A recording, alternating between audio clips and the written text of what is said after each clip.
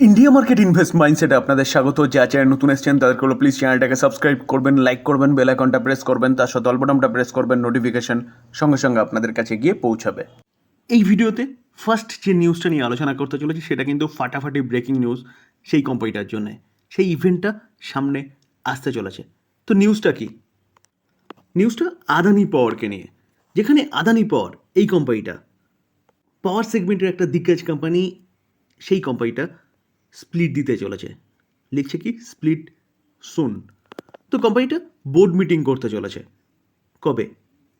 Next মান্থে বা এই উইকে বলতে পারেন, যেখানে কোম্পানি কিন্তু ডিসকাশন করবে স্প্লিট নিয়ে, অর্থাৎ বলতে পারেন যে আদানি পাওয়ার স্প্লিট দিতে চলেছে।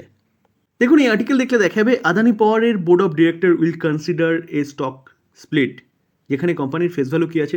Face value 10। তো এই ফেস ভ্যালুটা ভাগ হতে চলেছে, যেখানে আজকের দিনে কিন্তু কোম্পানি অ্যানাউন্সমেন্ট করেছে এই স্প্লিট দেবে, এবং তার জন্যে কোম্পানি বোর্ড মিটিং হতে চলেছে। এবার কথা হচ্ছে যে বোর্ড মিটিং কবে হবে? দেখুন স্যার, এই আর্টিকেল দেখলে দেখাবে আদানি পাওয়ারের board of director meeting will held 1 August, অর্থাৎ ফ্রাইডেতে কোম্পানি কিন্তু ডিসকাশন করতে চলেছে স্প্লিট নিয়ে, এবং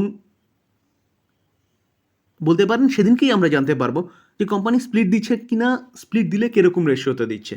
যেখানে ফেস ভ্যালু আমরা একটু আগে দেখলাম কি 10 রয়েছে, সেই ফেস ভ্যালু কি 2 হবে, না 5 হবে, না 1 হবে? যদি 2 হয় তাহলে 1:5 রেশিওতে, যদি 5 হয় তাহলে 1:2 রেশিওতে, আর যদি 1 হয় তাহলে 1:10 রেশিওতে স্প্লিট দেবে। এখন দেখার বিষয় যে কী দেয় সেটা কিন্তু আমরা জানতে পারবো কবে? 1 আগস্টে। সো যখনই এই নিউজটা পাওয়া গেছে না, তখনই আদানি পাওয়ারের মধ্যে কিন্তু একটা তেজি দেখা গেছে বা ভালো মুভমেন্ট দেখা গেছে, এবং অবশেষে আজকের দিনে প্রায় 4.5%-এর কাছাকাছি কোম্পানিটা ক্লোজ দিয়েছে আপসাইড মুভমেন্ট দেখিয়ে। তবে ডিসক্লেমার দিয়ে রাখি স্যার, কোনো দিনও কোনো কোম্পানি স্প্লিট দিচ্ছে, বোনাস দিচ্ছে বা ডিভিডেন্ড দিচ্ছে বলে বাই করবো সেই চিন্তাভাবনা কিন্তু ভুল। অ্যাট ফার্স্ট কিন্তু আমাদের লক্ষ্য থাকতে হবে যে কোম্পানি ক্যাপিটাল গেন করে দিচ্ছে নাকি, কোম্পানির বিজনেসে সেরকম দম আছে নাকি। অ্যাট ফার্স্ট ক্যাপিটাল গেন, তারপরে যদি সাইড ডিশেস পাওয়া যায়, বোনাস, স্প্লিট বা ডিভিডেন্ড, তারপরে গিয়ে সেটা ঠিক আছে। কিন্তু শুধুমাত্র স্প্লিট দিচ্ছে বা বোনাস দিচ্ছে বা ডিভিডেন্ড দিচ্ছে তার জন্য কোম্পানি বাই করব, সেটা কিন্তু ভুল ডিসিশন হবে। জিও ফাইন্যান্সিয়াল সার্ভিসকে দেখলে দেখাবে, দেখুন আজকের দিনে কোম্পানিটা প্রায় 5% মতন একটা ভালো মুভমেন্ট দেখিয়েছে। তো এই কয়েকদিন মার্কেট পড়েছে, তো এই কোম্পানিটাও নিচে এসছে, কিন্তু এই কোম্পানিটার একের পর এক ভালো নিউজ পাওয়া গেছিলো, যেখানে এই কোম্পানিটা মিউচুয়াল ফান্ডের বিজনেস পেয়েছে, অর্থাৎ অ্যাপ্রুভাল পেয়েছে সেবির কাছ থেকে। First news. সেকেন্ড নিউজ কী ছিল? কোম্পানিটা ব্রোকিং হাউসের বিজনেসে আসতে চলেছে, সেকেন্ড নিউজ। থার্ড নিউজ কী ছিল? যে কোম্পানিটা জিও ফাইন্যান্সিয়াল যে ব্যাংক, সেই ব্যাংকের স্টেক অ্যাকোয়ার করেছে কার কাছ থেকে? এসবিআইয়ের কাছ থেকে, থার্ড নিউজ। এবং ফোর্থ আরেকটা নিউজ পাওয়া গেছিলো হেভি রিসেন্ট, যেখানে এই কোম্পানিটা কিন্তু যে ইন্স্যুরেন্স বিজনেস, সেই ইন্স্যুরেন্স বিজনেসের পারমিশনও পেয়ে গেছে, এবং এই কোম্পানিটা অর্থাৎ জিও ফাইন্যান্সিয়াল সার্ভিস কার সাথে? আলিয়েন্সের সাথে। যেখানে বাজাজ আলিয়েন্স থেকে আলিয়েন্সটা কি আলাদা হয়ে গেছিলো, এখন জিও ফাইন্যান্সিয়াল সার্ভিসের সাথে কিন্তু একসাথে তারা কী করতে চলেছে? ইন্স্যুরেন্সের বিজনেস এ নামতে চলেছে।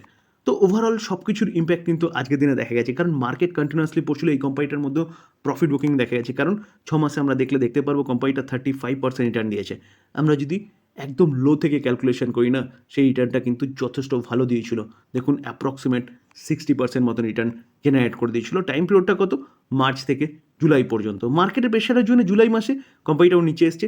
তো যখন আজকে একটু ভালো মুভমেন্ট দেখা গেছে মার্কেটের মধ্যে, কোম্পানিটা কিন্তু ভালো রিকভারিও করেছে। বিজনেসগুলো আসবে করছিল, সব কিছুর পারমিশন পেয়ে গেছে, কিছু বিজনেস চালুও হয়ে গেছে, যেমন মিউচুয়াল ফান্ডের বিজনেস চালু হয়ে গেছে, এখন ব্রোকিং হাউসের বিজনেস এবং ইন্স্যুরেন্স বিজনেস সেটাও কিন্তু চালু হতে চলেছে। তো অবভিয়াসলি বিজনেস বাড়লে রেভিনিউ বাড়বে, প্রফিটেবিলিটি বাড়বে। টাটা কেমিক্যাল, তো টাটা গ্রুপের একটা দিগ্গজ কোম্পানি আজকের দিনে দেখলে দেখা যাবে, দেখুন 7% মতন একটা ভালো মুভমেন্ট দেখিয়েছে। যেখানে এই কোম্পানিটার হঠাৎ করে কী হলো, যেখানে এতটা ভালো মুভমেন্ট এই কোম্পানিটা প্রেজেন্ট করেছে? তো যদি সেই কারণটা খুঁজতে হয় না, তাহলে দেখতে হবে কোম্পানির রেজাল্ট, জুনের কোয়ার্টার, মার্চের কোয়ার্টার এবং 1 বছর আগের জুনের কোয়ার্টার। কোম্পানির ইনকাম দেখলে দেখাবে 3789 1 বছর আগে, সেটা আগের কোয়ার্টারে 3509, এই কোয়ার্টারে 3719। তো দেখলে দেখাবে ইয়ারলি সামান্য গিরাবট হলেও কোয়ার্টারলি কিন্তু যথেষ্ট ভালো জাম্প করেছে কোম্পানির ইনকামে। তো এবার খরচা দেখলে দেখাবে কোম্পানি 3215 1 বছর আগে, আগের কোয়ার্টারে 3182, এই কোয়ার্টারে 3070। তো দেখলে দেখাবে ইয়ারলি এবং কোয়ার্টারলি কোম্পানি কিন্তু খরচা অনেকটাই কমে এসে, যার ইম্প্যাক্ট আমরা প্রফিটে দেখতে পারবো। তো অপারেটিং প্রফিট দেখলে দেখা যাবে, দেখুন এক বছর আগে কোম্পানি 574 কারোর, আগের কোয়ার্টারে 327 কারোর, এই কোয়ার্টারে 649 কারোর। তো রেভিনিউ ইয়ারলি কমলেও খরচা যেহেতু কন্ট্রোল করেছে, তার জন্য কোম্পানির প্রফিট 574টা 649 হয়েছে, ইয়ারলি জাম্প করেছে। এবং কোয়ার্টারলিও দেখলে দেখা যাবে 327টা 649 হয়েছে। তো আমরা যদি নেট প্রফিট দেখি না, দেখলে দেখা যাবে, দেখুন এক বছর আগে অনলি ফর 190, আগের কোয়ার্টারে কী ছিল, আগের কোয়ার্টারে নেগেটিভে ছিল, অর্থাৎ লসে ছিল কোম্পানি 49 কারোর। তো এই কোয়ার্টারে 316 কারোর মতন প্রফিট করেছে। তো ইয়ারলি যথেষ্ট ভালো জাম্প করেছে, কোয়ার্টারলিও কিন্তু ব্যাপক রেজাল্ট করেছে কোম্পানি। যেহেতু কোম্পানি কোয়ার্টার ওয়ানের রেজাল্ট ভালো করেছে বা কোয়ার্টার ওয়ানে ভালো পারফরমেন্স দেখিয়েছে, তার জন্য কিন্তু আজকে মার্কেট সেলিব্রেট করেছে এবং কোম্পানিটা 7% একটা ভালো মুভমেন্ট প্রেজেন্ট করেছে। পেন্ট সেক্টরের দিগ্গজ কোম্পানি এশিয়ান পেন্ট, কোম্পানিটাকে দেখলে দেখা যাবে, দেখুন আজকের দিনে কোম্পানিটা আজকের দিনে 1.81% একটা ভালো মুভমেন্ট দেখিয়েছে। স্যার এই যে মুভমেন্টটা দেখিয়েছে না, সেটা কিন্তু মোটামুটি হঠাৎ করে একটা খবর এসছে এবং তারপরে কোম্পানিটা কিন্তু রকেটের মতন ছুটেছে এবং প্রায় 2% মতন এই মুভমেন্টটা প্রেজেন্ট করেছে। এখানে কী নিউজ পাওয়া গেছে এই কোম্পানিটাকে নিয়ে? আজকে 29 তারিখ, তো এই কোম্পানিটা তার কোয়ার্টার ওয়ানের রেজাল্ট ডিক্লেয়ার করেছে। তো চলুন দেখে নিই কোয়ার্টার ওয়ানে কোম্পানিটা কীরকম পারফরমেন্স দেখিয়েছে। আমরা কোম্পানির কনসোলিডেটেড নাম্বার দেখব। রুপিস কী আছে, রুপিস ইন অবভিয়াসলি কারোয়ে রয়েছে। তো দেখলে দেখা যাবে, দেখুন সিকোয়েন্স কী বলছে, সিকোয়েন্স বলছে এক বছর আগে অর্থাৎ 6/24, 3/25, আগের কোয়ার্টারে 6/25, এই কোয়ার্টারে। আমরা যদি ইনকাম দেখি, তো টোটাল ইনকাম কি বলছে, যে কোম্পানি এক বছর আগে কী করেছে, দেখুন দেখলে দেখা যাবে 9,125, সেটা আগের কোয়ার্টারে 8,458, এই কোয়ার্টারে 9,131। তো দেখলে দেখা যাবে কোম্পানির ইনকাম কিন্তু অনেকটা না হলেও সামান্য বেড়েছে এবং কোয়ার্টারলি সামান্যই বা অনেকটাই বেড়েছে, কোয়ার্টারলি অনেকটা বেড়েছে কিন্তু ইয়ারলি সামান্য বেড়েছে। তো এবার কি দেখব, এবার হচ্ছে খরচা। তো টোটাল এক্সপেন্সেস, তো এক্সপেন্সেস দেখলে দেখা যাবে, দেখুন টোটাল এক্সপেন্সেস এক বছর আগে কী বলছে, এক বছর আগে কোম্পানি 7,559, আগের কোয়ার্টারে 7,276, এই কোয়ার্টারে 7,658। তো দেখলে দেখা যাবে কোম্পানির খরচাও কিন্তু ইয়ারলি সামান্য জাম্প করেছে, কোয়ার্টারলি অনেকটাই জাম্প করেছে। তো ইনকাম মাইনাস এক্সপেন্সেস করলে পরে অপারেটিং প্রফিট পাওয়া যায়। তো অপারেটিং প্রফিট দেখলে দেখা যাবে এক বছর আগে 1,566, আগের কোয়ার্টারে 1,182, এই কোয়ার্টারে 1,472।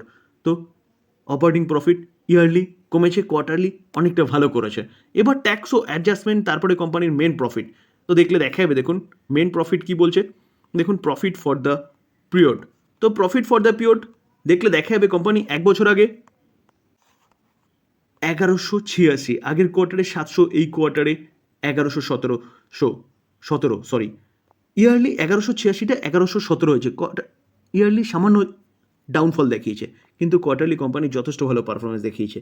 তাও কোম্পানি এতটা ভালো মুভমেন্ট কেন দেখিয়েছে, দেখুন স্যার, যেখানে কোম্পানির প্রফিট কিন্তু কন্টিনিউয়াসলি পড়ছিল লাস্ট কয়েকটা কোয়ার্টার দেখলে দেখা যাবে।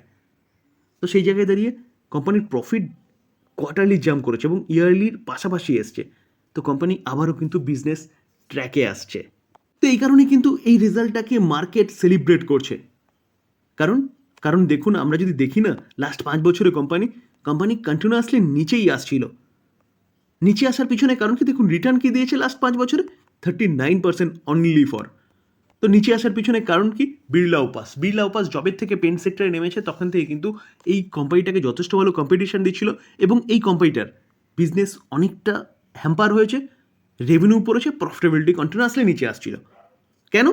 কারণ বিড়লা উপাস কম দামে, বলতে পারেন একরকম নিজেরা লস করে মার্কেটে প্রোডাক্ট ছাড়ছিল মার্কেট ক্যাপচার করার জন্যে, যেখানে নাম্বার ওয়ান কোম্পানির বিজনেস কিছুটা হ্যাম্পার হচ্ছিল, যার জন্য এই কোম্পানিটা কিন্তু কন্টিনিউয়াসলি নিচে আসছিল।